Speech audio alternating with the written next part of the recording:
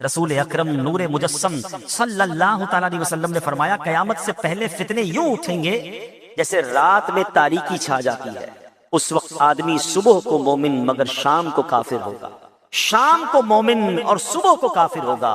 اس دور میں بیٹھا شخص کھڑے ہوئے سے، کھڑا ہوا چلنے والے سے، اور چلنے والا دوڑنے والے سے بہتر ہوگا۔ یعنی پیارے اسلامی بھائیوں بتایا کہ ایک نشانی یہ ہے کہ فتنوں کی کثرت ہوگی، اتنی کثرت ہوگی، اللہ اکبر۔ اب یہ نشانی کیسے نظر آ رہی ہے؟ پوری آب و تاب سے یہ نشانی پوری ہوتے ہوئے نظر آ رہی ہے۔ کتنے فتنے ہیں، اللہ اکبر۔ کہیں لا دینیت کا فتنہ ہے، کہیں جناب اسلام کے خلاف سازشیں ہو رہی ہیں، کہیں مسلمانوں کو غیر مسلم بنانے کی پلاننگ ہو رہی ہے، مسلمان بچوں کے دین و ایمان پر کہیں اسکول کالجز میں نصاب کے ذریعے حملے ہو رہے ہیں، تحریت کو پھیلایا جا رہا ہے، معاذ اللہ۔ کہیں اسلام کا نام لینے والے ختم نبوت کے بارے میں جناب لوگوں کا ذہن خراب کرنے کی کوشش کر رہے ہیں، کہیں ایسے ہیں جو کلمہ تو پڑھتے ہیں مگر صحابہ کے خلاف باتیں کرتے نظر آ رہے ہیں، کہیں ایسے ہیں جو کلمہ پڑھتے ہیں مگر اہل بیت اطہار کے خلاف بات کرتے نظر آ رہے ہیں۔ اللہ اکبر۔ اسلامی لبادہ ہے، بات قرآن و حدیث کی کر رہے ہیں اور ایمان پر ڈاکہ ڈالنے کی کوشش ہو رہی ہے۔ گویا ہر طرف سے فتنوں کا انبار ہے اور ہم ہیں کہ غفلت میں جی رہے ہیں، ٹینشن ہی کوئی نہیں ہے، سب کی سننی ہے، سب کے پاس بیٹھنا ہے، سب سے دوستی لگانی ہے۔ ارے جناب کوئی مسئلہ نہیں، مسئلہ ہے۔ قیامت سے پہلے آقا فرماتے حال کیا ہوگا؟ کوئی صبح کو مومن ہوگا، شام کو کافر ہوگا، شام کو مومن ہوگا، صبح کو کافر ہوگا۔ یعنی ہر طرف سے ایمان کے ڈاکو ڈاکے ڈال رہے ہوں گے۔ سیدی اعلیٰ حضرت امام اہل سنت نے 100 سال پہلے بات فرمائی تھی، کہا سونا جنگل، رات اندھیری، چھائی بدلی کالی ہے، سونے والوں جاگتے رہیو، چوروں کی رکھوالی ہے، آنکھ سے کاجل صاف چرا لیں یا وہ چور بلا کے ہے، تیری گٹھڑی تاکی ہے اور تو نے نیند نکالی ہے۔ کیا فرمایا؟ آنکھ سے کاجل چرا لیں گے۔ کتنا زبردست محاورہ استعمال کیا۔ آنکھ کے اندر لگا ہوا کاجل اور سرما کون چرا سکتا ہے؟ فرمایا ایسے بلا کے چور ہوں گے تمہیں پتہ ہی نہیں چلے گا، اور تمہارا مال لے جائیں گے، تمہارا ایمان لے جائیں گے، تمہارا عقیدہ لے جائیں گے، کیونکہ علم دین تو ہے نہیں، علماء کرام کی صحبت ہے نہیں، دین پر پختگی کا ذہن ہے نہیں، ایمان جناب کتنی بڑی چیز ہے اس کی حفاظت کی فکر ہی نہیں ہے۔ یہ سب کچھ ہو رہا ہے مگر کیا ہم اس وقت کانشیس ہیں؟ ہم اس میں فکر مند ہیں کہ میرا ایمان بچ جائے، میرا عقیدہ بچ جائے؟ اچھا جناب میرا بچ گیا، میرے بچوں کا بچ جائے۔ امام مہدی کے ظاہر ہونے سے پہلے ایک نشانی جسے علماء کرام سب سے بڑی نشانی قرار دیتے ہیں وہ یہ کہ قسطنطنیہ شہر، جی ہاں جس کو آج ہم استنبول کہتے ہیں، ایک بار پھر غیر مسلموں کے ہاتھ میں چلا جائے۔ اور ابھی یہ معاملہ چل ہی رہا ہوگا کہ اتنے میں شور مچ جائے گا، آواز آئے گی کہ دجال آ گیا، کہ کچھ امام مہدی کے بارے میں بتائیں۔ آپ کب آئیں گے؟ آپ کا ظہور کیسے ہوگا؟ ابھی کتنا وقت ہے امام مہدی کے آنے میں؟ تو ناظرین انتظار کی گھڑیاں ختم ہوئی۔ آج کی ایپیسوڈ میں ہم آپ کو امام مہدی رضی اللہ تعالیٰ عنہ کے بارے میں بہت تفصیل سے بتانے جا رہے ہیں، مگر گزارش یہی ہے نہایت توجہ کے ساتھ فوکس ہو کر آپ نے آج کا ایپیسوڈ دیکھنا ہے اور ہمارے ویڈیو کو شیئر بھی کرنا ہے۔ تو آج بات کرنی ہے سیدنا امام مہدی رضی اللہ تعالیٰ عنہ پر، مگر اس سے پہلے ایک اور بڑی شاندار شخصیت کے بارے میں کچھ آپ کو بتاتا ہوں۔ ایک ایسی پرسنالٹی جس کو بہت زیادہ ٹائم نہیں ہوا مگر اللہ تبارک و تعالیٰ نے ایسا علم عطا فرمایا، ایسی فراست عطا فرمائی، آپ مور دین 100 branches of knowledge per authority رکھتے تھے۔ جی ہاں 100 سے زیادہ علوم پر آپ کو مہارت حاصل تھی، 1000 سے زیادہ بکس آپ نے لکھی، 1000 سے زیادہ کتابیں لکھی۔ وہ پرسنالٹی کون سی ہے؟ وہ کوئی اور نہیں، سیدی اعلیٰ حضرت امام اہل سنت مولانا شاہ امام احمد رضا خان علیہ رحمت الرحمان ہے۔ اعلیٰ حضرت سے ایک مرتبہ سوال کیا گیا کہ خلافت راشدہ کس کو کہتے ہیں اور اس کے مصداق کون کون ہیں؟ سبحان اللہ۔ تو آپ نے کیا خوب جواب ارشاد فرمایا کہ خلافت راشدہ یعنی خلافت وہ دور حکومت جو کہ نبوی طریقے پر ہو، جیسا کہ 4 خلفائے راشدین حضرت ابوبکر صدیق رضی اللہ تعالیٰ عنہ، حضرت عمر فاروق رضی اللہ تعالیٰ عنہ، سیدنا عثمان غنی رضی اللہ تعالیٰ عنہ، مولا علی شیر خدا کرم اللہ تعالیٰ وجہ الکریم، اس کے بعد امام حسن رضی اللہ تعالیٰ عنہ، اور پھر امیر المومنین حضرت عمر بن عبد العزیز نے وہ خلافت کی۔ اور آپ نے فرمایا کہ میرے خیال میں ایسی خلافت راشدہ امام مہدی رضی اللہ تعالیٰ عنہ قائم کریں گے، یعنی ایک خلافت ایسی آنی ہے، ایک دور ایسا آنا ہے جو گویا خلافت راشدہ کے مصداق ہوگی۔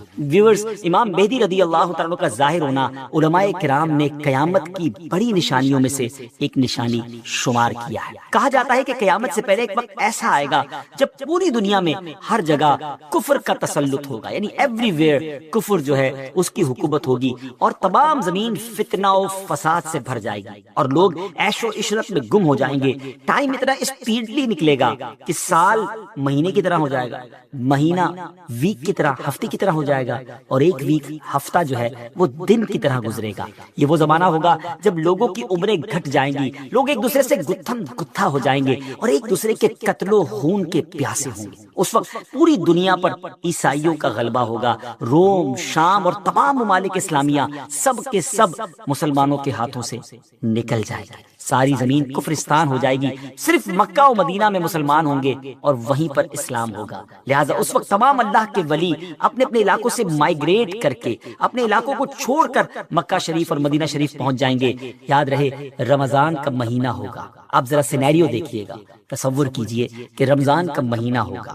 ابدال طواف خانہ کعبہ میں مصروف ہوں گے. حضرت امام مہدی بھی وہاں ہوں گے اور اس وقت آپ کی عمر 40 ایئرز ہوگی, 40 سال آپ کی عمر ہو چکی ہوگی. اولیاء انہیں پہچانیں گے, ان سے درخواست کریں گے کہ آپ ہماری بیعت کریں. وہ انکار کریں گے.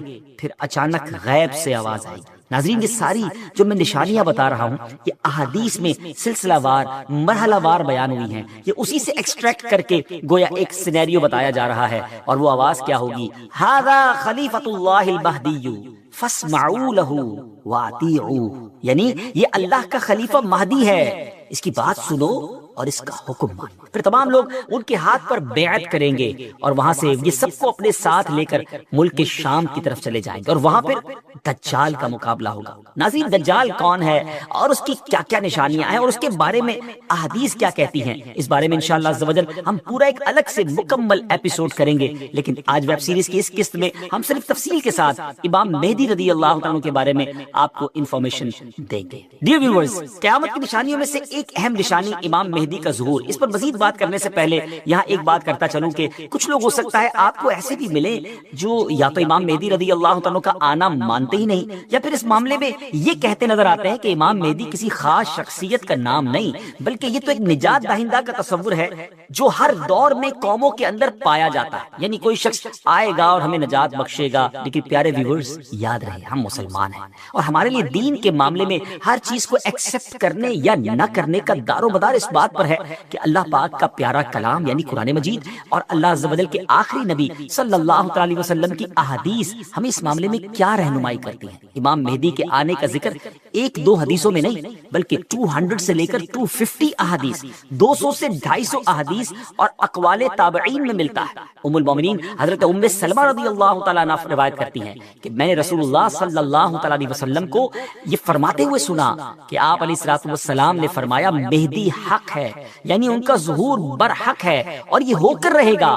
اور مزید آپ علیہ الصلوۃ والسلام نے فرمایا امام مہدی سیدہ فاطمہ الزہرا رضی اللہ تعالی عنہا ان کی آمد سے پہلے ہر طرف ظلم و ستم ہوگا. اور حدیث پاک میں آتا ہے کہ حضرت ابو سعید خدری رضی اللہ تعالیٰ عنہ بیان کرتے ہیں کہ نبی پاک علیہ الصلوۃ والسلام نے ایک بڑی آزمائش کا ذکر فرمایا جو اس امت کو پیش آنے والی ایک بہت بڑی ٹربل کے بارے میں بتایا اور فرمایا کہ ایک زمانے میں اتنا شدید ظلم ہوگا کہ کہیں پناہ کی جگہ نہ ملے گی. اس وقت اللہ تعالیٰ میری اولاد میں ایک شخص کو پیدا فرمائے گا جو زمین کو عدل و انصاف سے بھر دے گا, ویسا ہی بھر دے گا جیسا وہ پہلے ظلم و ستم سے بھر چکی تھی. زمین اور آسمان کے رہنے والے سب ان سے راضی ہوں گے. آسمان اپنی تمام بارش موسلا دھار برسائے گا اور زمین اپنی سب پیداوار نکال کر رکھ دے گی. سبحان اللہ. یہاں تک کہ زندہ لوگوں کو تمنا ہوگی کہ ان سے پہلے جو لوگ تنگی اور ظلم کی حالت میں اس دنیا سے چلے گئے کاش وہ بھی ان حالات کو دیکھ لیتے. ایوری بڈی بیکم ہیپی, ہر طرف خوشحالی کا دور ہوگا, زمین اپنے خزانے نکال رہی ہوگی, عدل و انصاف ہوگا. ناظرین, کیسے حالات ہوں جب ہر طرف امن و امان ہوگا, ظلم و ستم کا خاتمہ ہو چکا ہوگا. اس کی بڑی خوبصورت منظر کشی ایک حدیث میں مزید بیان کی ہے. چنانچہ حضرت ابو سعید خدری رضی اللہ عنہ سے روایت ہے کہ رسول اللہ صلی اللہ علیہ وسلم نے فرمایا میں تمہیں مہدی کے آنے کی خوشخبری دیتا ہوں جو میری امت میں اختلاف و اضطراب کے زمانے میں بڑا ڈیفیکلٹ ٹائم ہوگا. اس میں میرے آقا علیہ السلام فرماتے ہیں بھیجے جائیں گے تو وہ زمین کو عدل و انصاف سے بھر دیں گے جس طرح ان سے پہلے ظلم و ستم سے بھری ہوگی. زمین اور آسمان والے سب کے سب ان سے خوش ہوں گے. وہ لوگوں کو مال یکساں طور پر دیں گے. اللہ تعالیٰ ان کے دور خلافت میں میری امت کے دلوں میں استغنا و بے نیازی, اللہ اکبر, یعنی ہر کوئی سیٹسفائی ہوگا, اس کو کسی چیز کی ضرورت ہی گویا نہیں ہوگی. اور انصاف عام ہوگا، وہ اپنے منادی کو حکم دیں گے کہ اعلان کر دے کہ جسے مال کی حاجت ہو وہ مہدی کے پاس آ جائے۔ اس اعلان پر پورے مسلمانوں میں سے صرف ایک شخص آئے گا، یعنی اتنے لوگ ویل آف ہوں گے ان کو ضرورت ہی نہیں ہوگی مال کی۔ مہدی رضی اللہ تعالیٰ ان سے فرمائیں گے کہ جاؤ، جو ٹریجرر ہے، خازن ہے، اس کے پاس جا کر ان سے کہو کہ امام مہدی نے مجھے مال دینے کے لیے تمہارے پاس بھیجا ہے۔ یہ شخص ان کے پاس پہنچے گا تو جو ٹریجرر جس کو خزانچی ہوگا وہ کہے گا جتنی ضرورت لے جاؤ، جتنی حسب خواہش تمہیں حاجتیں لے جاؤ، تو وہ اپنی حسب خواہش اپنے دامن کو مال سے بھر لے گا اور خزانے سے باہر لائے گا، تو پھر اسے اپنے عمل پر بھی ندامت ہوگی کہ اپنے دل میں کہے گا۔ 30واں پارہ ترجمہ تفسیر سے 2-3 بار پڑھ لیں، جب پتہ چلے گا نا کہ آپ بات کیا کر رہے ہو۔ الحمدللہ رب العالمین الرحمن الرحیم مالک یوم الدین، اب آپ قرآن کے ساتھ ہوں گے، نور کے دریا میں تیر رہے ہوں گے، رحمان کی بات ہو رہی ہے، رحیم کی بات ہو رہی ہے، اب اللہ سے التجا ہو رہی ہے، ایاک نعبد و ایاک نستعین، اے اللہ ہم تیری ہی عبادت کرتے ہیں،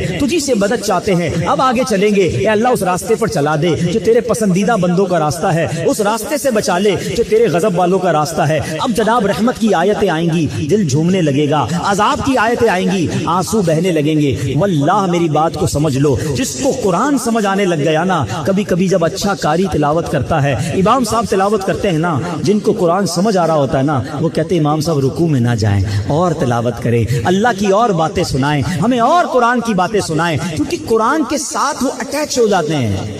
لیکن جس کو انڈرسٹینڈنگ ہی نہیں ہے اس کو کیا فائدہ ہوگا؟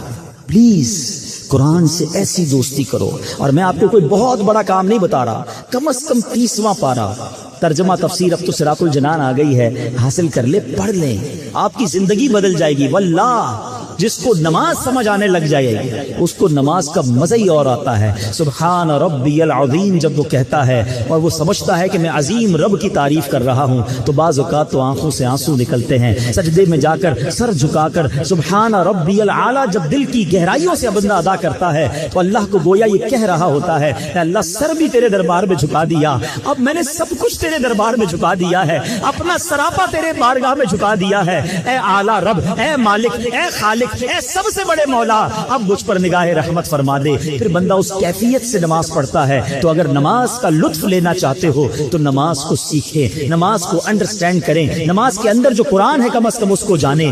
جو مساوات کا درس ہے نا جماعت، جنہوں نے دیگر مذاہب کے بارے میں معلومات کی ہے، میں مذہبوں کا نام نہیں لیتا، کئی مذہب ایسے ہیں جن میں الگ الگ قوموں کے الگ الگ عبادت کے ٹائمنگز ہیں، کیونکہ قوم الگ ہے، سٹائل الگ ہے، ان کی سکافٹ الگ ہے۔ میں کئی چیزیں نہیں بول پا رہا لیکن آپ اشارہ سمجھ رہے ہوں گے، مگر جماعت کے اندر ایک ہی صف میں کھڑے ہو گئے محمود و ایاز ہیں، اربوں پتی بھی کھڑا ہے، اسی کا ڈرائیور بھی کھڑا ہے، بلکہ بعض اوقات تو ایسا بھی ہوتا ہے کہ سیٹھ مقتدی ہوتا ہے اور جاب کرنے والا امامت کر رہا ہوتا ہے۔ وہ سیٹھ کہتا ہے پیچھے اس امام کے، ارے ایسا منظر دنیا میں کدھر ملتا ہے کہ علماء ہو، حفاظ ہو، بچے ہو، بوڑھے ہو، کسی بھی جناب رنگ و نسل سے ہو، افریقن ہو یا عربی ہو، گورا ہو یا کالا ہو، اللہ کا بندہ ہے، مسلمان ہے، وہ ایک صف میں کھڑے ہو کے نماز پڑھ رہا ہے۔ پوری دنیا میں یہ منظر آپ کو کسی اور ریلیجن میں نہیں ملتا۔ جو مسلمانوں کے اندر مساوات کا درس ملتا ہے، یگانگت کا درس ملتا ہے، یہ سرکار کے امتی ہونے کا احسان ہے ہم پر۔ جب یہ منظر میرے رب کی رحمت ملاحظہ کرتی ہوگی،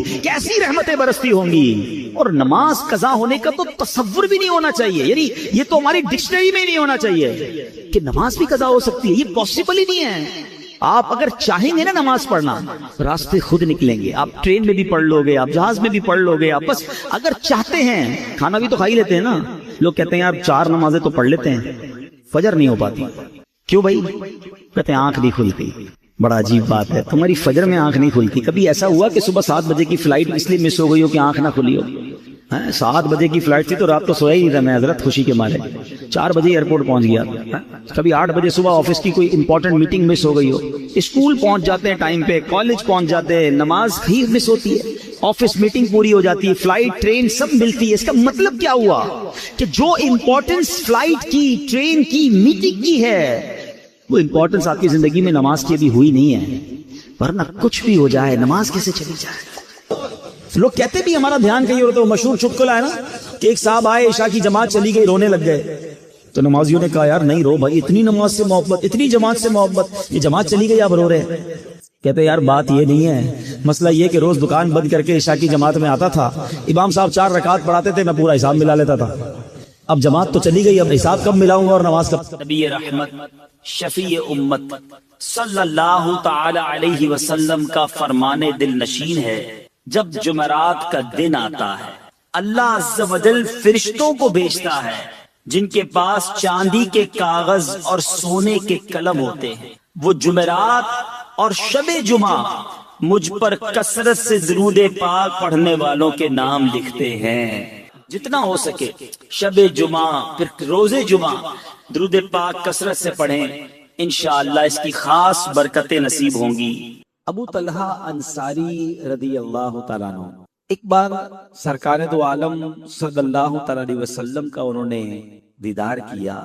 میرے آقا اپنے مبارک کاشانے سے باہر تشریف لائے تو پیارے آقا علیہ الصلوۃ والسلام کے چہرے پر بڑی خوشی کے آثار۔ تو حضرت ابو طلحہ انصاری نے بڑی محبت سے نبی پاک سے عرض کیا، یا رسول اللہ میرے ماں باپ آپ پر قربان، آپ کے چہرے پر بڑے خوشی کے آثار ہیں، اس کی کیا وجہ ہے؟ اب اس ایک سوال سے دو باتیں سیکھنے کو مل رہی ہیں کہ صحابہ کرام نبی پاک علیہ الصلوۃ والسلام سے محبت کیسے کرتے تھے کہ گفتگو کا آغاز کرنے سے پہلے کیا عرض کرتے، فدا کا امی و ابی یا رسول اللہ، ہمارے ماں باپ آپ پر قربان۔ تو آپ بھی اب زندگی کا ایک اصول بنائے انشاءاللہ، اللہ مجھے اور آپ کو بار بار مدینہ طیبہ کی حاضری نصیب فرمائے۔ تو وہاں جا کر ہم نے اس طرح بات کر دی ہے نبی پاک سے کہ فدا کا امی و ابی یا رسول اللہ، یا رسول اللہ ہمارے ماں باپ آپ پر قربان، تاکہ صحابہ کی جو ہے وہ نقل ہو جائے، ان کا انداز اختیار کرے۔ گفتگو کا آغاز ہی کتنے ادب سے ہوتا ہے، اور پھر اس کے بعد کیا ہوا کہ پیارے آقا کے چہرے انور پر خوشی کے آثار ہیں۔ تو صحابہ کرام کا ایک اور بڑا کمال کا انداز تھا، whenever they saw something unusual، جب بھی نبی پاک کی بارگاہ میں کوئی غیر معمولی چیز دیکھتے تھے نا تو فوراً سوال کرتے تھے، حضور آپ کے چہرے پر آج خوشی کے آثار کیوں ہیں؟ کتنا پیارا انداز ہے تاکہ جواب مل جائے، اور اس سے ان کو بھی اور ان کے بعد ہمیں بھی سیکھنے کو مل گیا۔ تو نبی پاک علیہ السلام نے فرمایا کہ میرے پاس جبریل امین آئے تھے اور انہوں نے یہ خبر دی کہ یا رسول اللہ صلی اللہ علیہ وسلم، آپ کا کوئی بھی امتی جب ایک بار آپ پر درود پڑھے گا اللہ قریب اس کے نامہ اعمال میں 10 نیکیاں لکھے گا، اس کے 10 گناہ معاف ہو جائیں گے اور اس کے 10 درجات بلند ہو جائیں گے۔ اب پہلے تو بتائیے کہ درود کون پڑھے گا؟ امتی پڑھے گا۔ ثواب کس کو ملے گا؟ امتی کو ملے گا۔ گناہ کس کے معاف ہوں گے؟ امتی کے معاف ہوں گے۔ درجے کس کے بلند ہوں گے؟ امتی کے۔ خوش کون ہو رہا ہے؟ نبی پاک علیہ السلام۔ سمجھ آ رہی بات؟ کام ہمارا بن رہا ہے، راضی نبی پاک ہو رہے ہیں، کتنا پیار ہے ہم سے کہ میرے امتیوں کی بگڑی بن جائے گی، مجھ پر درود پڑھتے جائیں گے، نیکیاں بڑھتی جائیں گی، گناہ معاف ہوتے جائیں گے۔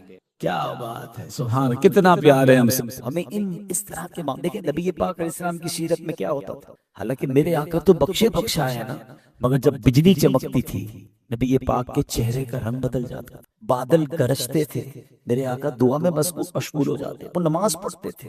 ہمارے یہاں تو لوگ نارملی انجوائے کر رہے ہوتے، دیکھو یار بادل گرج رہے ہیں، بجلی چمک رہی ہے، نبی پاک اس کو ریلیٹ کہاں سے کرتے تھے؟ اللہ کے عذاب سے، کیونکہ ایسے عذابات آئے ہیں۔ ایک قوم ایسی گزری کہ جن پر اتنی گرمی کھول دی گئی، حضرت شعیب علیہ السلام کی قوم پر عذاب، پتہ ہے کیا اس قوم کا قصور کیا تھا؟ اب ذرا سوچئے، قرآن میں پچھلی قوم کے واقعات پڑھے نا تو اسی لیے تو بیان ہوئے کہ بھائی جو مسٹیکس انہوں نے کی وہ آپ نہ کریں۔ انہوں نے ایک گناہ، یعنی ایسا نہیں تھا کہ بہت سارے گناہوں پر ان پر عذاب آیا، یقیناً خطائیں تھیں، مگر جو میجر ان کا گناہ تھا وہ بیسیکلی کیا بیان کیا جاتا ہے، وہ ناپ تول میں کمی کری، وہ ڈنڈی مارتے تھے، ناپ تول میں بےایمانی کرتے تھے، گاہک کے ساتھ چوری کرتے تھے۔ اس قوم حضرت شعیب نے بڑا سمجھایا، وہ نہ مانے، تو کیا ہوا؟ ان پر جہنم کے، یوں سمجھے کہ جہنم کے دروازے میں سے ایک سوئی کے ناکے کے برابر ان پر ایک جگہ کھول دی گئی۔ اتنی گرمی کہ وہ جھلس گئے، ایکسٹراآرڈنری ہیٹ ہو گئی، اب پریشان تھے۔ تو ایک بادل آیا، تو لوگ سمجھے کہ ابھی کالا بادل آیا ہے تو اس کے نیچے تو بارش ہوگی، سارے شہر والے، اس گاؤں کے لوگ سارے اس بادل کے نیچے جمع ہو گئے، مگر اس بادل سے پانی نہیں، آگ برسی، سارے کے سارے جھلس کر تو آسمان سے عذاب نازل ہوئے ہیں، بادلوں سے عذاب نازل ہوئے ہیں، بجلی کی کڑک سے عذاب نازل ہوئے ہیں، آندھیوں سے عذاب نازل ہوئے ہیں۔ ہم انجوائے کر رہے ہوتے ہیں اور نبی پاک ایسے معاملات کو دیکھ کر اللہ کی بارگاہ میں سجدہ کرتے، توبہ کرتے، استغفار کرتے۔ حالانکہ سرکار دو عالم علیہ السلام تو وہ ہے جن کے صدقے میں نے اور آپ نے بخشے جانا ہے، مگر یہ تربیت ہماری، اللہ کا خوف بھی تو دل میں ہونا۔ چاند گرہن اس کی نماز، سورج گرہن اس کی نماز، ہر چیز میں اپنے رب کو یاد کرنا، ہر معاملے میں اللہ کی طرف رجوع لانا۔ ہم میں سے کتنے ایسے ہیں جو آج یہ واقعات دیکھے تو ہم نے استغفار کیا ہو، ہم نے کوئی 2 رکعت صلاۃ الحاجات پڑھی ہو، اللہ سے معافی مانگی ہو اپنے گناہوں کی، واقعی فیل ایسا ہو رہا تھا کہ اگر یہ تھوڑی دیر اور بڑھ گئی تو پتہ نہیں ہمارا کیا بنے گا، ہم بھی سیف رہیں گے کہ نہیں رہیں گے۔ اللہ نے بچا لیا، اور اللہ سے یہی دعا ہے کہ اللہ سب کو محفوظ رکھے، but come is come realise تو کرنا ہے، سبق تو لے۔ ہمارے بزرگان دین تو ایک چھوٹے سے انسیڈنٹ سے سبق لے لیتے تھے، کیسے کیسے واقعات، کیسا ان کا دل ہوتا تھا۔ ایک بار ایک بزرگ تھے، ان کو وہ کپڑا بہت اچھا بناتے، کپڑا بنا کر سٹچ کر کے ایک اچھے ماہر کو سیل کرنے گئے کہ بھئی یہ کپڑا کا بتائیں کتنے کا خریدو گے۔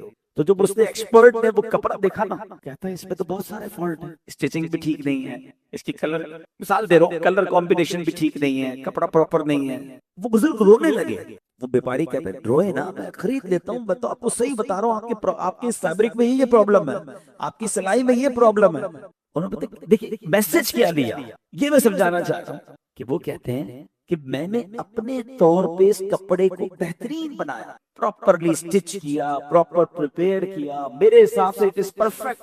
آج میں سیل کرنے آیا تھا کہ بڑے اچھے پیسے ملیں گے، مگر جب میرا یہ فیبرک، میرا یہ کپڑا کسی ماہر بندے کے ہاتھ میں آیا تو اس نے مجھے اس کے فالٹ گنوانا شروع کر دیے۔ وہ کہتے ہیں میں نے تو اپنی زندگی میں اپنے حساب سے صحیح نمازیں پڑھی ہیں، صحیح روزے رکھے ہیں، صحیح تلاوت کی ہے، اچھے کام کیے ہیں، مگر جب یہ نیکیاں لے کر میں اللہ کی بارگاہ میں قیامت کے دن جاؤں گا اور مجھے وہاں سے کہہ دیا گیا تیرے سجدے قبول نہیں کیونکہ اس میں اخلاص نہیں تھا، تیرے صدقے کا ہمیں قیامت کا ایک نقشہ بیان کیا گیا، فَأَمَّا مَنْ ثَقُلَتْ مَوَازِينُ فَهُوَ فِي عِيشَةٍ رَاضِيَةٍ۔ قرآن کہتا ہے جس کی نیکیوں کا پلڑا بھاری ہوگا وہ تو چین میں ہوگا، جنت میں ہوگا۔ وَأَمَّا مَنْ خَفَّتْ مَوَازِينُهُ فَأُمُّهُ هَاوِيَةٌ وَمَا أَدْرَاكَ مَا هِيَ نَارٌ حَامِيَةٌ۔ جس کی نیکیوں کا پلڑا ہلکا ہو گیا اس نے کہاں جانا ہے؟ اس نے جہنم میں بھڑکتی ہوئی آگ میں جانا ہے۔ اب ذرا سوچئے، ایک سوال کروں گا جس کا جواب سچا دینا ہے، آپ نے مجھے نہیں دینا، اپنے آپ کو سچا جواب دینا کہ اگر میں آج مر جاؤں، پاسبل تو ہے، ہم میں سے کوئی بھی جا سکتا ہے دنیا سے، تو میری نیکیاں زیادہ ہیں یا میرے گناہ زیادہ ہیں؟ اپنے آپ سے پوچھیں۔ میں اپنی بتا دیتا ہوں کہ مجھے یہ پتا ہے کہ گناہ بہت ہے، نیکیاں قبول ہوئی کہ نہیں اس کی تو گارنٹی نہیں ہے۔ تو اب کیسے پتا چلے گا کہ ہمارے تو گناہ زیادہ ہیں؟ تو قرآن کا تو یہ فیصلہ ہے، جزاک اللہ، قرآن کا تو یہ فیصلہ ہے، اب ایڈجسٹ کرتے کہ رہنے دیں، قرآن کا تو یہ فیصلہ ہے کہ نیکیاں زیادہ ہوئی تو جنت میں جانا ہے، گناہ زیادہ ہوئے تو دوزخ میں جائے۔ اور یہ بھی بتایا گیا کہ ایسے لوگ بھی ہوں گے جو ایک ایک نیکی کے لیے مارے مارے پھریں گے، والد کے پاس جائیں گے، بیٹے کے پاس باپ جائے گا، دوستوں کے پاس جائیں گے، کوئی نہ نیکی لے گا نہ کوئی اپنا ہمارا گناہ اپنے سر لے گا۔ تو بیلنس شیٹ سیٹ کیسے ہوگی؟ قرآن نے تو فیصلہ کر دیا نیکیاں زیادہ والا ہی جنت میں جائے گا، گناہ زیادہ والا دوزخ میں جائے گا۔ تو اب اس سینیریو میں درود پاک کی اہمیت سمجھو کہ ہر درود پاک 10 نیکیاں بڑھا رہا ہے، 10 گناہ ڈیلیٹ کر رہا ہے۔ ویسے تو میرے آقا کا ہر جملہ ہی، ہر لفظ ہی کمال ہے، مگر اس حدیث کا کمال یہ ہے کہ اس حدیث کو علماء کرام نے one of the most important حدیثوں میں شمار کی۔ یعنی وہ کہتے ہیں نا کوزے میں دریا کو بند کر دینا، 2 لفظ ہیں، حدیث کے لفظ بھی 2 ہی ہیں، ناٹ ویری بگ لائن، 2 لفظ، سبحان اللہ۔ اور کیسے کمال کے 2 لفظ ہیں کہ اس پر گھنٹوں مہینوں باتیں کی جائیں پھر بھی بات پوری نہیں ہوئی۔ سیدی اعلیٰ حضرت لکھتے ہیں نا، میں نثار تیرے کلام، میں نثار تیرے کلام پر ملی یوں تو کس کو زبان نہیں، وہ سخن ہے جس میں سخن نہ ہو، وہ بیان ہے جس کا بیان ہے۔ تو ایسا کمال کا بیان ہوتا تھا میرے آقا کا۔ حدیث کیا ہے؟ الدین النصیحہ، بس 2 لفظ، دین خیر خواہی کا نام ہے، اس کا اردو ترجمہ کیا ہے؟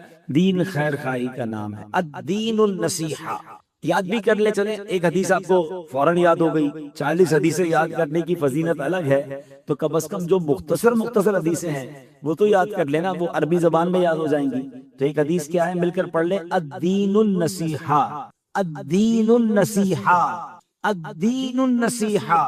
ایک اور بڑی پیاری حدیث ہے، عربی میں مختصر ہے، آپ میں سے کئیوں کو یاد بھی ہوگی، انما الاعمال بالنیات، اعمال کا دار و مدار نیتوں پر ہے۔ اس طرح مختصر حدیثیں ماشاءاللہ تلاش کر کے 40 حدیثیں یاد کریں، اس کی الگ فضیلتیں ہیں، اس میں رب تعالیٰ کی رحمت کے وعدے ہیں، تو اس کو بھی پڑھ لیں۔ اچھا، اب آتے ہیں کہ عربی میں نصیحت کہتے ہیں خالص ہونے، یعنی دین خالص ہونے کا نام ہے۔ صحابہ کرام نے نبی پاک سے عرض کی، حضور یہ دین خالص ہونے کا نام ہے، اس کی کیا معنی ہے، اس کی ڈیٹیل کیا ہے؟ تو نبی پاک علیہ السلام نے فرمایا، 5 چیزوں کے بارے میں فرمایا۔ آقا نے فرمایا للہ، یعنی اللہ کے لیے خالص ہونا، ولکتابہ، اللہ پاک کی کتاب کے لیے خالص ہونا، ولرسولہ، اس کے رسول کے لیے خالص ہونا۔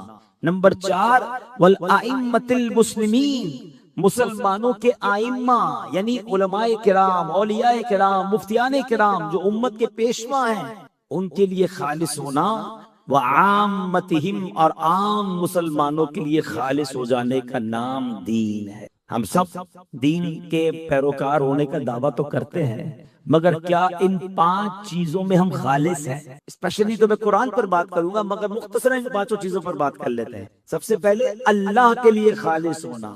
اب اللہ کے لیے خالص ہونا کیا ہے؟ بھائی ہم سارے رب کو اپنا رب مانتے ہیں، اللہ کو اپنا خالق و مالک مانتے ہیں، ایمان رکھتے ہیں، بالکل ٹھیک ہے، مگر کیا واقعی اللہ کو دل سے رب مانتے ہیں؟ دل سے رب ماننا کیا ہے؟ اللہ کے رب ہونے پر کتنا یقین ہے؟ اگر ایسا ہے تو پھر تو اللہ کے ہر فیصلے پر یقین ہونا چاہیے، اللہ کے ہر فیصلے پر اطمینان ہونا چاہیے، اللہ کی طرف سے آنے والی ہر خوشی پر بھی لبیک اور ہر آزمائش پر بھی لبیک ہونا چاہیے، پھر رب مانا نا۔ بندگی کیسی ہے ہماری؟ بندگی ہوتی کیسی ہے؟ ایک غلام نے حضرت ابراہیم بن ادم کے سامنے ایسا کام کیا کہ آپ بھی شوق ہو گئے۔ ہوا کیا؟ حضرت ابراہیم بن ادم تو بہت بڑے اللہ کے ولی ہیں، ایک بار بازار میں گئے ایک غلام کو خریدنے۔ اچھا، اس زمانے میں غلاموں کی خرید و فروخت ہو، غلام پرچیز کر لیا، پرچیز کر کے اس کو پوچھتے تمہارا نام کیا ہے؟ کہا حضور آج سے آپ جس نام سے پکارے وہی میرا نام ہے، میں تو غلام ہوں نا، آپ آقا ہیں، آپ جس نام سے پکارے آج سے وہی نام۔ کھانا کیا کھاتے ہو؟ جو آج کے بعد آپ کھلائیں گے وہی میری خوراک ہو گئی۔ کوئی خواہش ہے تمہاری؟ حضور جو آپ کی خواہش ہے وہ میری خواہش ہے۔ اب وہ اللہ والے تھے نا، وہ غلام کی باتیں سن کے حیران ہو گئے، بے قرار ہو گئے کہ یہ غلام ہو کر میرے ساتھ یہ انداز اختیار کیے ہوئے ہے، میں اپنے رب کا بندہ ہوں، کبھی رب سے ایسا کنیکشن کریٹ ہوا ہے؟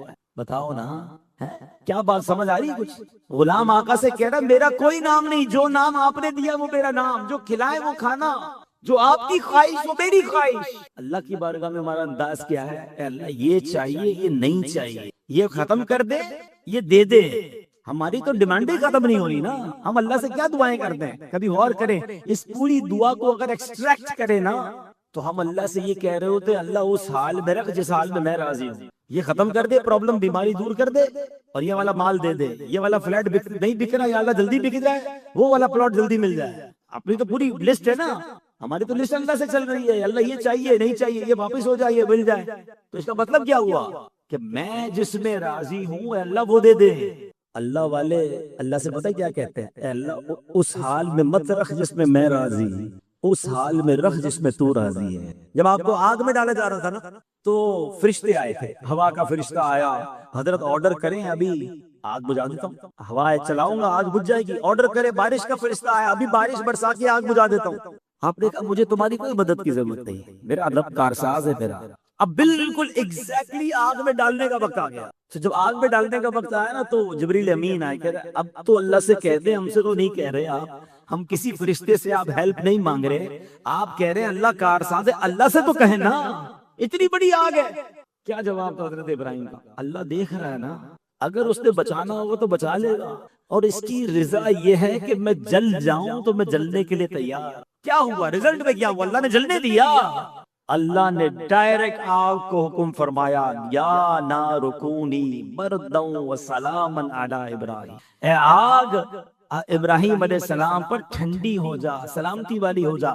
جن رسیوں سے حضرت ابراہیم کو باندھا گیا تھا نا، وہ رسیاں جل گئی، آپ کا بال بھی بیکا نہیں ہو۔ اللہ سے کیا کہا تھا؟ جس حال میں تو رکھے، اللہ ایسا خالص ہونا نصیب کر۔ ہاں 5 چیزیں ہیں نا کہ دین خالص ہونے کا نام ہے۔ نمبر 1 اللہ سے خالص، اللہ سے ہی بدزن گھوم رہے لوگ، نہیں یار ہمارا تو مسئلہ ہی نہیں حل ہوتا، ہماری تو دعا ہی قبول، اللہ سے ہی ناراض چل رہے ہیں۔ تو یار رب سے بدزن ہو جاؤ گے، رب سے ہی تمہارا رابطہ صحیح نہیں ہوگا تو آگے کیا ہوگا؟ اللہ سے اس نے زن رکھے۔ اللہ خود فرماتا ہے حدیث قدسی میں، میں اپنے بندوں کے ساتھ ویسا ہوں جیسا مجھ سے گمان رکھتے ہیں۔ جو اچھا گمان رکھتے ہیں نا، اللہ کریم میرا سب بھلا ہو جائے گا، وہ کریم مجھے معاف کر دے گا، وہ کریم میری مشکل آسان وہ بالکل کر دے گا۔ اب اس کے بھی پیچھے ایک جملہ سن لو، کچھ عرصہ پہلے، سچی بات ہے میں نے بھی پہلی بار لرن کیا یہ جملہ، کچھ عرصہ پہلے ہی سیکھنے کو ملا۔ کچھ لوگ کیا کہتے ہیں ہمارے یہاں، یار کمیٹی ڈال لو، پیسے جمع کر لو، برے وقت میں کام آئیں گے۔ بزرگ نے کہا اس کا مطلب تم برے وقت کا انتظار کر رہے ہو، تمہارا برا وقت ضرور آئے گا۔ اللہ سے امید کیا رکھی ہے کہ برا وقت آئے گا، اس پہ یہ پیسے کام آئیں گے۔ یہ کہنا ہی چھوڑ دو، بلکہ یہ کہو اگر پیسے جمع بھی کرنے ہیں نا تو اس نیت سے جمع کرو کہ انشاءاللہ اچھے وقتوں میں کام آئیں۔ ان پیسوں سے مدینے جاؤں گا، حج پر جاؤں گا، غریبوں کی مدد کروں گا، مسجد بناؤں گا، اللہ دے گا تو۔ اچھا کیوں نہیں سوچتے؟ برا آئے گا تو اس کے لیے کروں گا، نہیں اللہ سے ہمیشہ اچھا ہی گمان رکھنا ہے۔ پھر دیکھیں وہ رب کریم کیسے کرم کے دروازے کھولتا ہے۔ ایک بزرگ کہتے ہیں میں نے اس دنیا کے فلسفے کو سیکھا ایک برف والے کے ذریعے۔ اب دیکھیں اللہ والے ہیں نا، کہتے ہیں برف والا، اب تو خیر برف نہیں بکتی، لیکن آج سے 15-20 سال پہلے کراچی میں بھی زیادہ بکتی تھی، اب بھی بکتی ہوگی گاؤں وغیرہ میں جہاں فریج وغیرہ نہیں ہوتا، پہلے تو برف خرید کے ٹھنڈا کیا جاتا تھا۔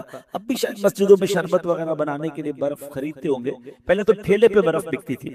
تو برف والے کے جملے سے کیا انڈرسٹینڈ کیا انہوں نے؟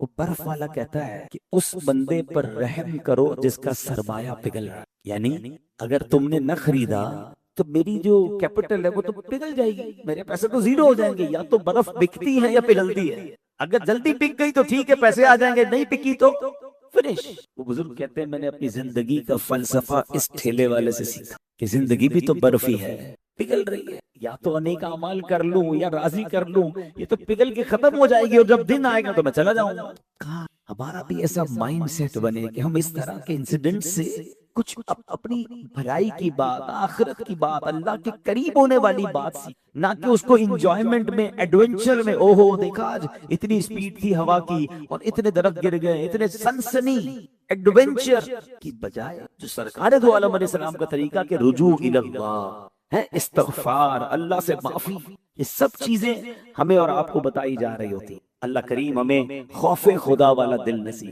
آج میں نے آپ سے ایک ایسی شخصیت کے بارے میں بات کرنی ہے جن سے الحمدللہ ہم سب کو بڑا پیار ہے، ان کا نام تقریباً ہر مسلمان جانتا ہے، اور اس شخصیت کا کمال یہ ہے کہ وہ پیدا بھی شوال کے مہینے میں ہوئے اور ان کا یوم وصال بھی شوال کے مہینے میں اور یکم شوال کو ہے، یعنی عید کا دن جو ہے ان کا یوم عرس ہے۔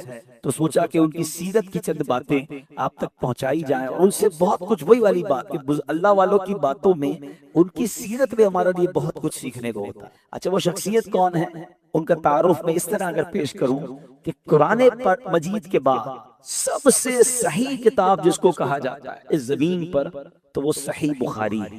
حدیث پاک کی عظیم کتاب جو ہے وہ لکھنے والے حضرت محمد بن اسماعیل بخاری رحمت اللہ تعالی علیہ، ان کا عرس ہے یکم شوال کو۔ تو آج ان کی کچھ باتیں کرنی ہیں، لیکن اس سے پہلے سبحان اللہ ایک بات یہ بھی سمجھنی ہے کہ اللہ کریم کی بارگاہ میں عقل مند لوگ کیسے دعائیں کریں۔ ویسے ایک آئیڈیا سمجھانے کے لیے بتا رہا ہوں، آپ کو پتہ ہے اللہ نے کچھ قرآن میں دعائیں عطا فرمائی ہیں جس کو قرآنی دعا، اور ایسی کچھ اور قرآنی دعائیں بھی، میں ایک اور آج قرآنی دعا آپ کو بتاؤں گا، لیکن اگر قرآنی دعا کا سیکرٹ سمجھ جائیں مجھے یہ بتائیے دعا قبول کس نے کرنی؟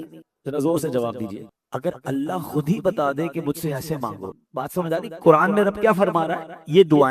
یہ دعائیں کرنی ہیں ہمیں قرآن کیا سکھا رہا ہے کہ دعا رب سے ایسے مانگو، جس نے قبول کرنی ہے وہی دعا بتا رہا ہے کہ ایسی دعا کروں، تو پھر اس نے کیسے کیوں نہ قبول کرنی؟ ہمارا تو کام آسان ہو گیا نا۔ یعنی قرآنی دعائیں اور نبی پاک کی دعائیں، اس سے زیادہ مقبول دعائیں کیا ہوں گی؟ ایک تو رب قرآن میں خود عطا فرما رہا ہے دعائیں، دوسرا نبی پاک جو رب کے حبیب ہیں انہوں نے کیسے دعائیں مانگی. تو قرآن اور سنت کی دعائیں جو ہے نا وہ ضرور یاد رکھیں اور پھر اس کے میننگ کے ساتھ یاد رکھیں. تو ایک بڑی پیاری قرآنی دعا ہے، سورہ آل عمران کی آیت نمبر 8 میں ہے. اللہ ارشاد فرماتا ہے ربنا لا تزغ قلوبنا بعد اذ ہدیتنا وہب لنا من لدنک رحمہ انک انت الوہاب. آسان ترجمہ قرآن کنز العرفان. اور اے ہمارے رب تو نے ہمیں ہدایت عطا فرمائی، اس کے بعد ہمارے دلوں کو ٹیڑھا نہ کر، ہمیں اپنے پاس سے رحمت عطا فرما، بے شک تو بڑا عطا فرمانے. اللہ ہدایت تو دے دی ہے نا، اب دل ٹیڑھا مت کر. اس پہ ثابت قدم رکھنا. اس الفاظ تو دیکھیں کتنے پیارے ہیں. ربنا کیا فرمایا؟ لا تزغ قلوبنا بعد اذ ہدیتنا. ہدایت دیکھ کر مولا پھر اپنے در سے دور مت کیجیے. اب ہدایت دے دی ہے تو دل ٹیڑھا نہ ہو جائے. اور پھر کیا فرما؟ وہب لنا من لدنک رحمہ، اور ہمیں اپنے پاس سے رحمت عطا فرما. انک انت الوہاب، بے شک تو بڑا عطا فرمانے والا ہے. اب دیکھیں نا رمضان میں کیسی ہدایت ملی ہے. ہم روزے رکھ رہے ہیں، ہم نمازیں پڑھ رہے ہیں، تراویح کی بہاریں ہیں، صلاۃ التسبیح پڑھ رہے ہیں. تاک راتوں میں مجھے ایکسپیکٹڈ تھا کہ آج بارش ہے، آج جناب آندھی ہوئی ہے تو ہمارا کراؤڈ اتنا نہیں آئے گا، مگر پھر بھی ماشاءاللہ آپ تشریف لائے. یہ سب کیا ہے؟ یہ ماہ رمضان سے اللہ سے محبت ہے جو آج اپنے گھروں سے نکل کر آپ تشریف لائے. ہمارے ساتھ ہو سکتا ہے سوشل میڈیا پہ میں دیکھ رہا ہوں ہمارے بیانات کو سوشل میڈیا پہ بہت سارے لوگ سن رہے ہیں، بعد میں شیئر کر رہے ہیں، انتظار کر رہے ہیں. تو یہ سب کیا ہے کہ کیوں سن رہے ہیں، کیوں ہمارے ساتھ شامل ہو رہے ہیں؟ کہ سب کو رمضان سے محبت، اللہ سے محبت، دین کا جذبہ. تو ہدایت تو مل رہی ہے نا. اب کیا دعا کرنی ہے کہ اے اللہ اب پھیریو مت اپنے در سے، اب ہم دور نہ چلے جائیں. ربنا لا تزغ قلوبنا بعد اذ ہدیتنا، ہدایت دے دی اللہ، اس پہ ثابت قدمی دے دے، ہمیں پکا کر دے. ہم رمضان کے بعد بھی تیرے در پہ آتے رہیں، اپنے در کا بیکاری بنائی رکھنا. یہ کچھ لوگ جو کہتے ہیں نا میں رمضان کے بعد مسجد نہیں آیا، میری اور آپ کی اوقات نہیں ہم یہ کہیں کہ میں نہیں آتا. ہمیں بلایا نہیں جاتا. اللہ کے گھر میں بغیر اجازت کے کون آ سکتا ہے؟ کہ میں اور آپ جو آئے نا، آج ہو سکتا ہے بہت سارے بھائی نہیں آئے، لیکن آپ اور میں آئے، ہمیں بلایا گیا، ہمیں اجازت دی گئی، گرانٹ کیا گیا پرمیشن. ایسے تب اللہ کے گھر میں آئے ہو آپ اور میں. اللہ سے یہ کہنا ہے مولا جس طرح رمضان میں بلاتا تھا، مہمان بناتا تھا، مولا رمضان کے بعد بھی یہ پرمیشن باقی رکھنا، یہ اجازت باقی رکھنا، دور مت کر دیجیے اپنے گھر سے. تو جب مسجد سے ایبسنس ہونا، اپنے آپ سے یہ شکوہ کرنا کہ مجھے بلایا نہیں، میں اتنا گناہگار ہو گیا کہ میری پرمیشن ختم ہو گئی، میں نے پھر جانا، میں نے اس در پر پھر جانا ہے. خوش نصیب ہوتے جو روز آتے ہیں. تو اے میرے پیارے اسلامی بھائیوں، اب یہ دعا جو ہے اور بھی قرآنی دعائیں ہیں، اس کو اپنی زندگی کا حصہ بنائیں تو انشاءاللہ دعائیں قبول ہوتی چلی جائیں گی، رب عز و جل کی بارگاہ سے نوازا جائے گا. اب بات کرتے ہیں محدثین کے امام محمد بن اسماعیل بخاری رحمۃ اللہ تعالی، جن کا میں نے بتایا کہ یکم شوال یوم عرس ہے. بہت بڑے ولی اللہ، بہت بڑے عالم دین، اور بطور خاص علم حدیث کے بہت بڑے امام ہیں.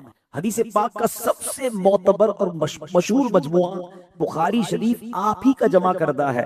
امام بخاری رحمۃ اللہ تعالی علیہ 13 شوال شریف 194 ہجری کو بخارا میں پیدا ہوئے اور 62 سال کی عمر گزار کر یکم شوال کی رات 256 ہجری کو اس دنیا فانی سے رخصت ہوئے. آپ کا مزار پر انوار سمرقند کے قریب خرتنک نامی بستی میں موجود ہے. امام بخاری نے ساری زندگی علم حدیث کی ایسی خدمت کی، اتنے بڑے عبادت گزار اور متقی تھے. آپ کی وفات کے بہت عرصے بعد تک آپ کی قبر سے مشک سے بھی زیادہ اچھی خوشبو آتی. لوگ بطور تبرک آپ کے مزار مبارک کی مٹی لے کے جایا کرتے تھے. حدیث کی ایسی خدمت لی. اور اللہ اکبر، یہ بخاری شریف جو ہے جو آپ نے لکھی نا، اس کا انداز بھی بڑا کمال کا تھا. کہ بخاری لکھنے میں کیا کیا امام صاحب نے کہ آپ فرائض و واجبات تو پڑھا کرتے تھے، نوافل کی بھی خوب کثرت فرماتے تھے. اور امام بخاری کا ایک انداز بہت پیارا یہ تھا، آپ کی عادت تھی کہ نماز کو اپنے کام کا حصہ بنا لیتے تھے. بس امام بخاری نے کتاب لکھی تاریخ کبیر، جو حدیث پاک کو روایت کرتے ہیں. اس کتاب میں امام بخاری نے ان کے احوال لکھے. یہ کتاب امام بخاری نے ریاض الجنہ میں بیٹھ کر لکھی. یعنی کیسی جگہ جا کر حدیث کی کتاب ہے، ان لوگوں کی بات کرنی جنہوں نے حدیثیں روایت کی ہیں، ریاض الجنہ میں بیٹھ کے لکھی. پھر بخاری شریف، سبحان اللہ، اس کے بارے میں ایسا عشق بھرا انداز تھا. بخاری شریف امام بخاری نے 16 سال میں مکمل کی. تقریباً 7500 احادیث اس میں موجود ہیں. اور امام بخاری نے لکھنے کا انداز یہ اپنایا کہ ہر حدیث پاک لکھنے سے پہلے تازہ غسل کرتے، 2 رکعت نفل پڑھتے، اس کے بعد حدیث شریف لکھتے. ہر حدیث سے پہلے 7500 حدیثیں ہیں، ہر حدیث سے پہلے تازہ غسل، ٹھیک، اس کے بعد پھر 2 رکعت نفل، اور اس کے بعد آپ حدیث لکھ رہے ہیں. کیا ادب ہے حدیث پاک کا. امام بخاری کا عشق رسول دیکھا نا. میں سیرت بھی بیان کرتا جاؤں گا اور اپنے آپ کے لیے ہم سب کچھ سیکھتے بھی جائیں گے کہ جب اللہ رسول کی بات کرنی ہے، اللہ کی بارگاہ میں حاضر ہونا ہے، نبی پاک کا ذکر خیر کرنا ہے، تو اس کی پریپریشن ہونی چاہیے نا. میں اور آپ مسجد آتے ہیں، کئی لوگ تو ماشاءاللہ میں نے دیکھا تیار ہو کر آتے ہیں، خوشبو لگا کر آتے ہیں، دیٹس گریٹ. مگر کچھ لوگ ویسے اٹھ کے آ جاتے ہیں. اب خاص طور پہ مغرب میں کیا ہو رہا ہے، افطاری کی، سموسے پکوڑے کھائے، پیاز بھی کھائی، مسجد میں آ گئے، منہ میں ویسی بدبو آ رہی ہے. باڈی صاف ہو، اسمیل نہ آئے. اللہ کی بارگاہ میں آ رہے ہو یار. دعوت پہ کیسے جاتے ہیں؟ ہماری بلڈنگ ہو تو بلڈنگ تو سب کو پتہ چل جاتا ہے حضرت آج کہیں دعوت میں گئے، کیونکہ بہت ساری خوشبو لگا کر گئے. اور مسجد میں ویسے ہی چلے گئے. مسجد کے علماء کرام نے نماز کے کپڑے الگ رکھے تھے، مہنگے کپڑے سلوائے ہوئے ہوتے تھے، مہنگی خوشبو رکھی ہوتی تھی.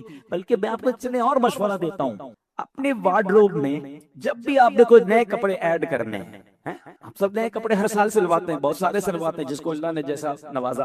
اگر ان کپڑوں کو ایڈ تو کرنا ہی ہے. اگر آپ جمعے کے دن جب بھی نیا کپڑا پہننا، جمعے کی نماز میں پہنے کہ آج میں نیا لباس جمعے کی نماز کی نیت سے پہنا ہے، تو انشاءاللہ نیا لباس پہننے کا بھی آپ کو ثواب مل جائے گا. آپ کے کپڑے ایڈ ہو گئے آپ کی وارڈروب میں. اچھا پھر 27ویں شب آئی، تاکراتے آئیں، آپ 5 تاکراتوں میں نئے کپڑے پہن لیں. اچھا جناب اس کے بعد رجب شریف، سرکار صلی اللہ علیہ وسلم کی معراج شریف ہے، 12ویں شریف ہے، نبی پاک کی ولادت، اس سے بڑی عید کون سی ہے، اس دن پہنے. تو آپ اپنی ان چیزوں کو بھی ایڈ آن کر لیں نیت کے ساتھ کہ میں نئے کپڑے، نئی چپل پہننی ہے، نیا امامہ شریف پہننا ہے، تو انشاءاللہ جمعے کے دن پہنوں گا، جمعے کی تعظیم کی نیت سے پہنوں گا. بالکل اسی طرح آپ روزانہ خوشبو لگاتے ہیں، لگانا چاہیے، لیکن اپنی خوشبو کو نماز کے ساتھ اٹیچ کر دیں کہ جب بھی نماز پڑھوں گا پہلے خوشبو لگاؤں گا. اللہ کی بارگاہ میں حاضر ہو رہا ہوں نا بھائی، آپ کی 5 ٹائم خوشبو ویسے ہی لگ گئی. اگر آپ نے روزانہ پرفیوم یا خوشبو استعمال کرنی ہے تو کیوں نہ میں اس کو مسجد جاتے ہوئے، نماز کی طرف جاتے ہوئے، تو انشاءاللہ وہ خوشبو لگانا، اچھا اس میں سنت کی نیت بھی کر لی تو خوشبو کی سنت کا بھی ثواب مل گیا. اور سبحان اللہ یہ تمام چیزیں تعظیم میں آئیں گی. تو مسجد آتے وقت پلیز ادب کے ساتھ، بال صحیح ہوں، کپڑے صاف ستھرے ہوں، خوشبو لگا کر آئیں ادب کے ساتھ. کدھر جا رہے ہیں؟ میں آپ کو کہوں مثال کے طور پہ کہ یار ابھی اجتماع ہے اور اس کے بعد ہم سب کو ذرا 5 اسٹار ہوٹل میں سحری کرنی ہے. ہم میں سے جو یہ کہے نا میں ذرا گھر جا کے کپڑے بدل کے آ رہا ہوں، اس کا مطلب وہ اس وقت ان کپڑوں میں نہیں ہے کہ جو کسی مہنگی جگہ پر جا سکے. شرم آنی چاہیے اس کو. اللہ کے گھر میں ایسے لباس میں آئے ہو کہ کہیں بڑی جگہ پر نہیں جا سکتے، اس سے بڑی کون سی جگہ ہوگی. بالکل اسی طرح جب نعت خوانی ہو رہی ہے، نبی پاک کا ذکر خیر ہو رہا ہے، تو ادب کے شوق کے ساتھ خوشبو لگا کر کبھی کبھی ایسے بھی درود پاک کی ایک محفل سجائیں کہ باقاعدہ نہیں. اب دیکھیں آج امام پہلے جو چیز ڈراپ کرنی ہے نا وہ نماز ہے. کمال دیکھیں، سر میں تھوڑا سا درد تھا اس لیے نماز سے نکلی. بھائی درد تھا تو کھانا کیا نہیں، کھانا تو کھایا نا، وہ تو ضروری ہے. آفس جانا پڑتا ہے، کیا کرے ورنہ کٹوتی ہو جائے گی. دنیا کا نقصان ہو جائے اس کے لیے کسی بھی حالت میں پہنچنا ہے. نماز کے معاملے میں سب سے پہلے جو چیز ہم ڈراپ کرتے ہیں وہ نماز. حالانکہ کتنا سخت گناہ ہے کہ ایک نماز جان بوجھ کر قضا کرے، اس کا نام جہنم کے دروازے پر لکھ دیا جاتا ہے. اے میرے پیارے اسلامی بھائیو ذرا غور کیجیے، ہم کیوں نماز کو اتنا ان پریورٹی پر رکھتے ہیں؟ نماز سے بڑھ کر پریورٹی کیا ہے؟ میں مثال کے طور پر کچھ لوگ ملتے ہیں کہتے ہیں یار معاملہ یہ ہے کہ نا وہ فجر کے علاوہ باقی نمازیں ہو جاتی ہیں، 4 نمازیں ہو جاتی ہیں، کیوں؟ بس اس میں یار آنکھ نہیں کھلتی.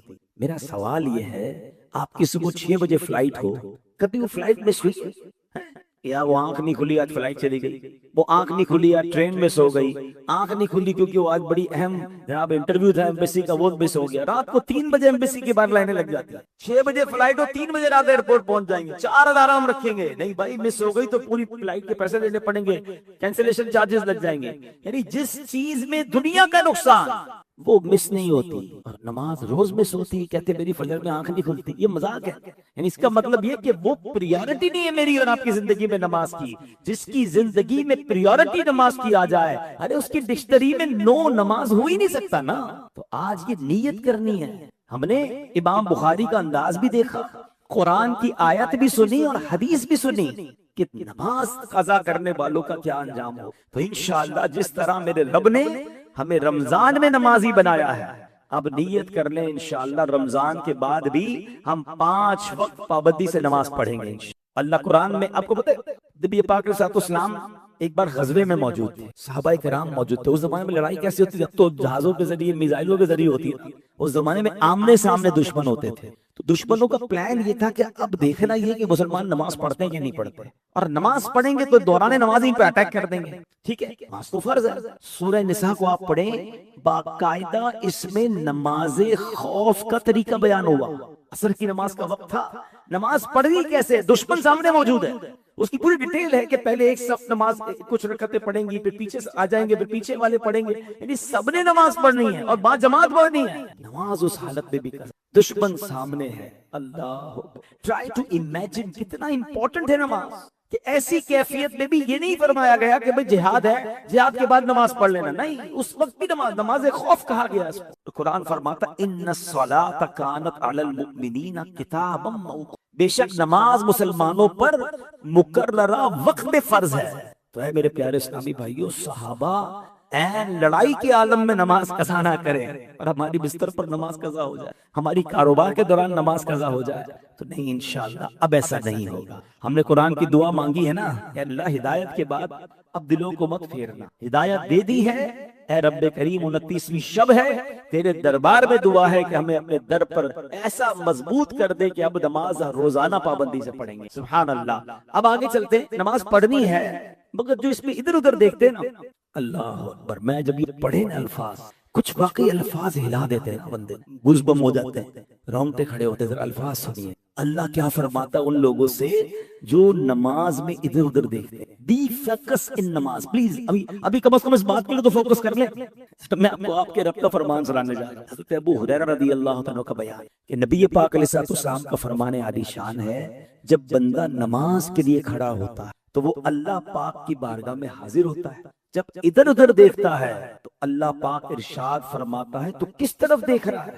کیا مجھ سے کوئی بہتر نظر آتا ہے؟ اے ابن آدم، یعنی اے آدمی، میری طرف متوجہ ہو جا، میں اس سے بہتر ہوں جس کی طرف تو دیکھ رہا۔ جملہ سمجھ آیا؟ ماشاءاللہ نگران شورا تشریف لے آئے، ماشاءاللہ ہمارا بھائی صاحب نے شفقت فرمائی ہے ہماری مسجد پر۔